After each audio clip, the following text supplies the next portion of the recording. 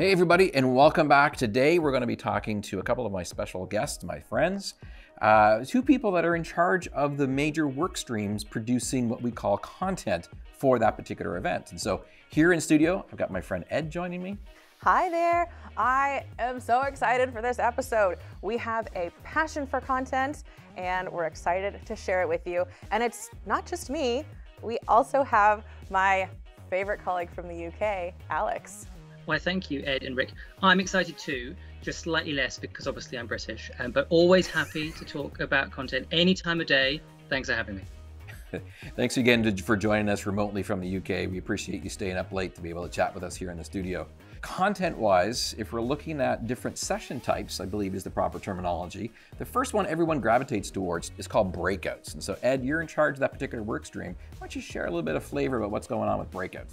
Absolutely. Breakouts are near and dear to my heart. And breakouts are a great place to really dig deeper into what we looked at in keynotes. It typically will take those announcements, put them into real-world scenarios. You can expect 300 to 400 level advanced and expert content within our breakout sessions. And these sessions are more than a typical session. It's not just folks sitting in the room. We have an interactive chat setup that combines and brings together our in-person Seattle audience with our digital audience. So both audiences can ask questions through our interactive chat where we have subject matter experts for the session on hand. So awesome. That means we can actually answer like all 800 questions or more that take place during a session? Yes, that is a high number of questions, but you are right. When we ask questions digitally, we can answer more of them than we would normally be able to. And if you have some questions that come up even after the breakout session, we have some really cool stuff for you there too. So this is the segue we've got to talk about the next type of session type, which Alex is currently leading that particular work stream. These are called discussions. Now, what's the background on this concept of discussions, Alex?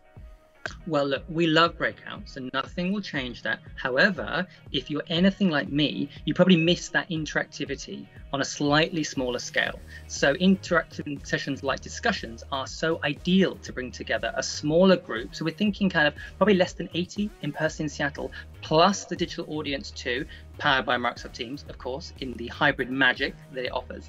But what's similar about all discussions is that they're really, really interactive. So when I'm picking content for discussions and I see someone sneaking up with a 30-slide PowerPoint deck, I think, no. I love PowerPoint, don't get me wrong. Ed knows, I will always align my shapes just perfectly. However, for discussions, we want the attendees to really steer that content in the direction they want. So it's really non-linear and a great opportunity to ask questions, get a load of answers, and we think a lot of fun. So yeah, check out discussions. They may be small, but they are truly mighty. Then there's another exclusive in-person only type session that you have also in your kit of tricks that you have. Is that correct, Alex?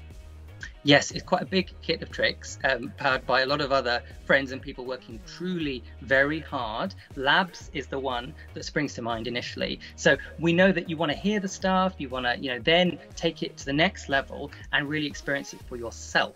So in a lab environment, think classroom. We've got all the devices covered. You don't need to bring your own.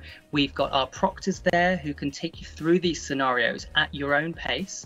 They're about an hour in duration. And look, we know if you were at Microsoft Ignite last year, they were hugely popular. The new RSVP system will allow people to book their place in advance. And as long as you turn up on time, we've got you covered. And if you're a little bit more ad hoc like me, we've also got options. We're going to hold back a couple of spaces for the last minute as well. And Alex, we've talked about some of our longer form content, but I know we have something for attendees, particularly in Seattle, that's maybe on the shorter side. Yes, indeed. Now, I think the three of us, we love a good demo. So we've got these new theatres, these demo theatres where demo sessions can take place. And look, it's not kind of that formal start and end session type thing that exists elsewhere. Demo sessions, you can come and go based on your schedule. If you've got a little gap, it's a perfect thing to fill it. And hey, we saw some amazing demo sessions at Microsoft Build, some truly creative wonders. So I think it's going to be pretty special at Microsoft Ignite. And yeah, good things come in small packages. Okay, and for folks who are wandering into demo sessions, I know there's a really cool experience around that too. And I was hoping you could talk about it. Is that the meet and greet with Ed and Rick, or is that something else you're describing there? We're thinking more about the other experts that are inside the facility, because obviously people want to go off and to meet the actual experts that make the products and run the products, right? So if you're talking about meeting experts, I think you're referring to Expert Meetup. So we have referred to it by actually a really descriptive name that describes what it actually is, which I think is pretty special. So Expert Meetup is our always-on place, where you can always find an expert on one of the topics that you'll find across the event. Get your questions answered, just network with them, meet other attendees. Great place to be.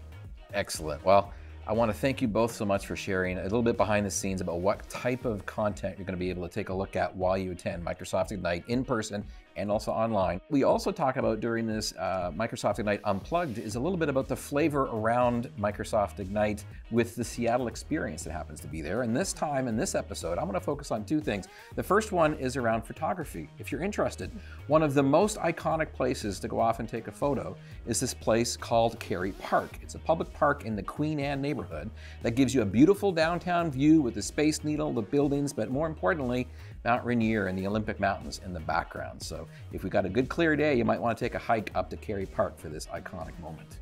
And if it's a cloudy day or a clear day, and you're hoping for a walk that will have maybe a drink and a snack at the end, you should definitely check out Life on Mars. Life on Mars is this really cool new age style bar that has 6,000 plus vinyl records in the background as part of what you can actually go and pick different tunes, drop them off with the DJ, and she or he will get around to actually including them inside their set. So it's quite a unique experience, only about 12 minutes or so from that particular venue. But we're out of time. Thank you very much, both of you, for joining me today. I really appreciate it. And thank you for joining as well. Tune in next week for another episode of Microsoft Ignite Unplugged.